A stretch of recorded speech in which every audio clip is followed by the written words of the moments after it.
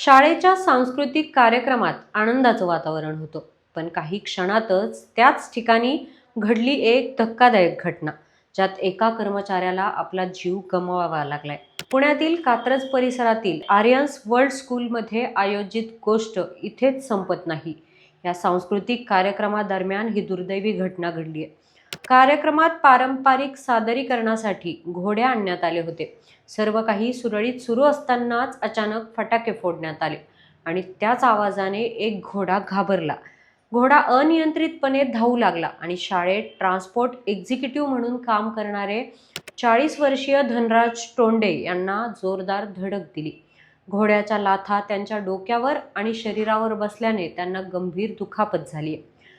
तातडीने त्यांना रुग्णालयात दाखल करण्यात आलं, पण उपचारादरम्यान त्यांचा दुर्दैवी मृत्यू झाला. या घटनेनंतर परिसरात शोककळा पसरली आहे. पोलिसांनी आकस्मिक मृत्यूची नोंद करून सीसीटीव्ही फुटेज आणि साक्षीदारांच्या जबाबांच्या आधारे तपास सुरू केला आहे. शाळा व्यवस्थापनाने टोंडे यांच्या कुटुंबाला आर्थिक मदत, पत्नीला नोकरी आणि मुलांच्या शिक्षणाची जबाबदारी घेण्याची घोषणा केली आहे.